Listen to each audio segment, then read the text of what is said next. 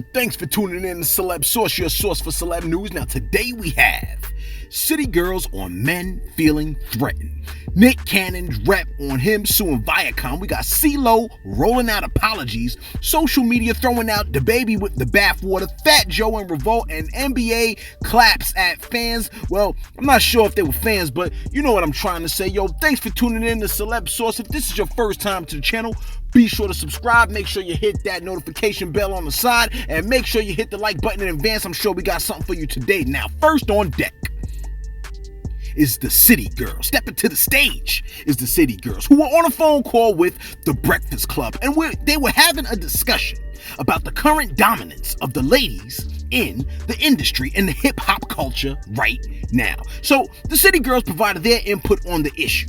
Take a listen. They got so much to say because back then you got to get on a hot song with a man to, go number one or even chart. But now women just doing it themselves. So, they're going to always have something to say. Because I've seen somebody say, like, the women don't. Now, they stated men are just threatened by the women dominating right now because they're used to being in control of putting women on records. Now, back then, you had to get on a hot song with a man to go number one or even chart. But now, women are doing it themselves. Close quote. Case in point, Tekashi 6ix9ine. Solo, not number one.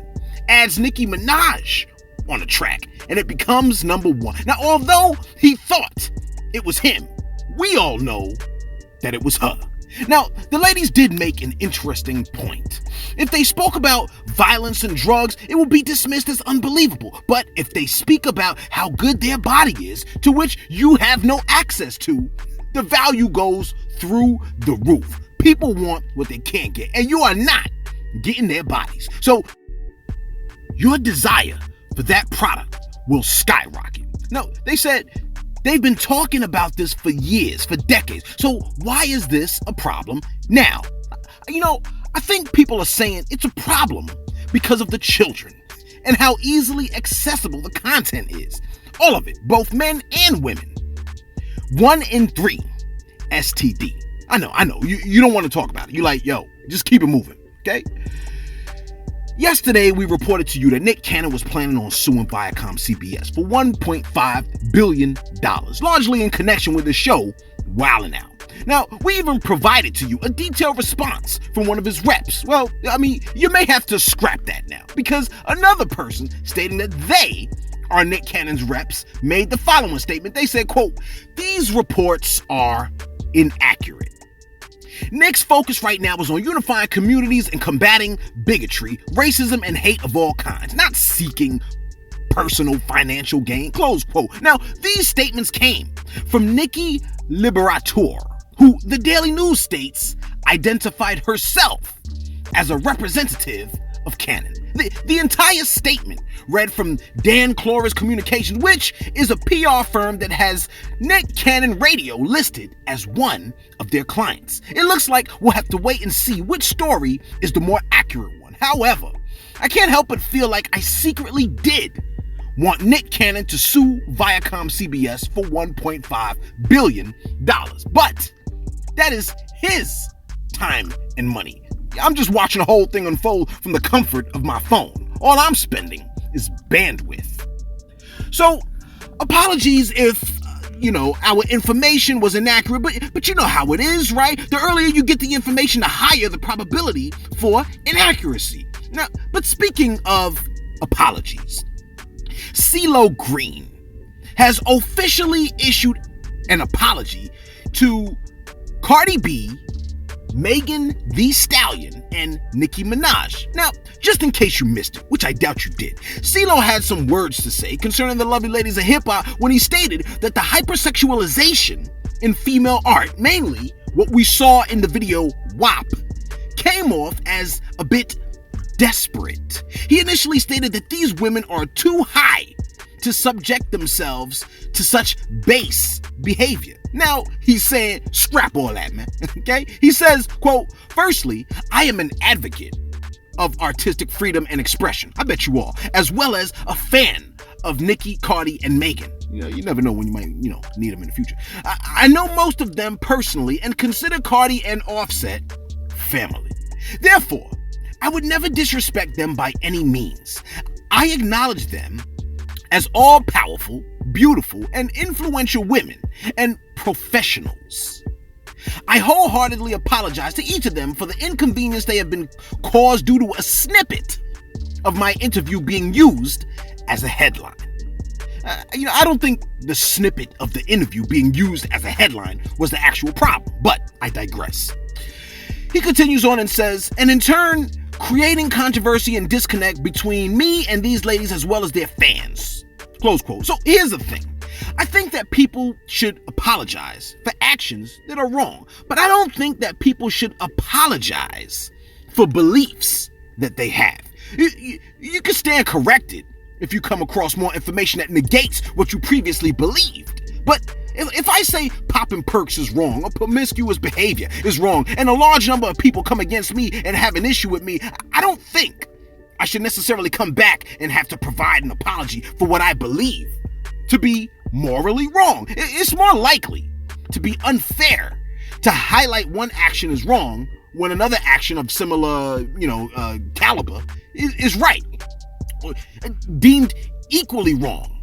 You see what I'm saying? Like, I shouldn't turn a blind eye to what a dude does if I'm going to jump on what a female does. You see what I'm saying? So I guess what I'm saying is, if I was to apologize, if I was CeeLo, right, and I made that statement and fully believed it, in other words, the apology should be not going as hard at men as I did at women. If I called out the women, I should call out the dudes. And if I don't call out the dudes, I shouldn't call out the women. Maybe in his position, right? His position would be stronger if he started off saying the negative things that he himself has said and potentially promoted, then other men, and then the ladies, okay? But what do I know, right? We gave you a story yesterday involving Dababy. Most of you damn near threw up because you witnessed Dababy betting his friend to do an unthinkable act. Well, I mean, it wasn't unthinkable, but if you missed yesterday's story, you need to check out yesterday's video and you'll know exactly what I'm talking about. Now, Dababy has come out and stated the following concerning Kanye West's presidential run. He stated, quote, I'm gonna let y'all finish, but you got me effed up if you think I ain't voting for Ye. Close quote. Simple statement. But social media did not take the statement too kindly. They quickly jumped in on the man with their pitchforks and their torches like he was Shrek and expressed their opinions. One commenter stated, so you're basically voting for Trump. Another commenter, what's her name? Cheyenne, whatever, said, baby, you got too big of a platform to be tweeting this nonsense.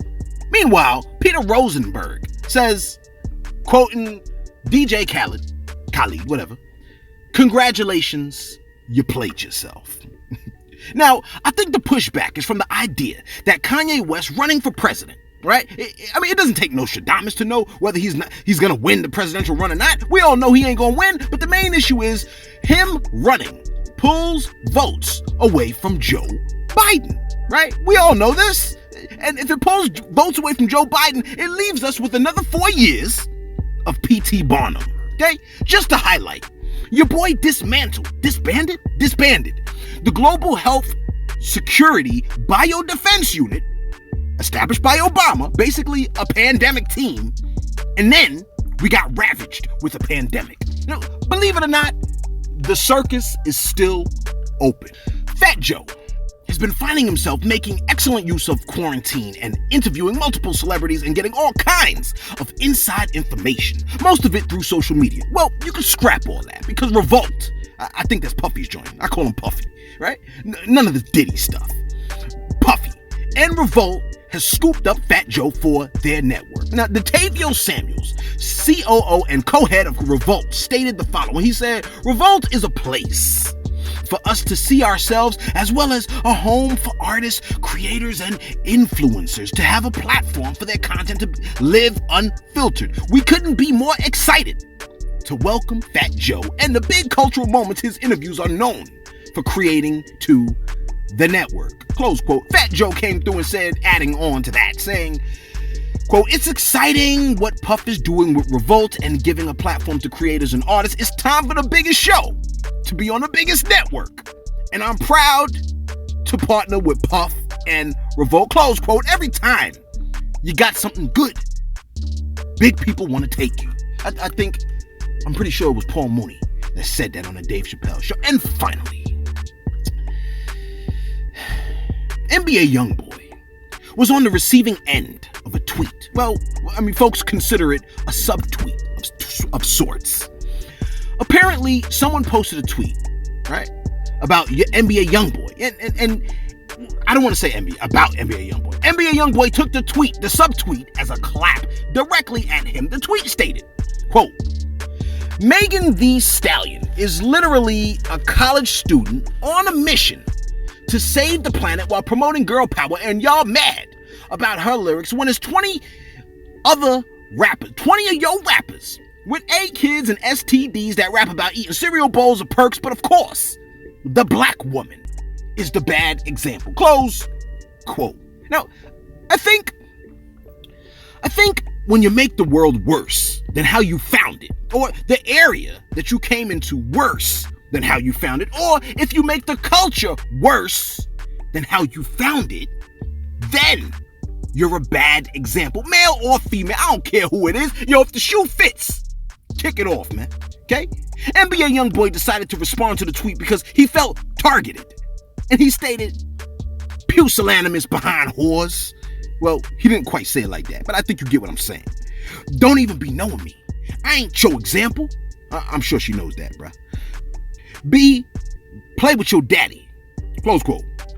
Okay, I think he felt directly attacked. Yo, let us know what you think. When artists are big name artists, right? Do they become examples? Does anyone with a platform become an example to anyone that stumbles onto their platform? Do you think CeeLo Green should have apologized for what he said? If so, how? And are the city girls, right? Are they right? I mean, do men really want to be the loudest noise at the party and get threatened when the ladies take the spotlight? Yo, let us know what you think. Be sure to like. Be sure to subscribe. Thanks for tuning in to Celeb Source, your source for celeb news.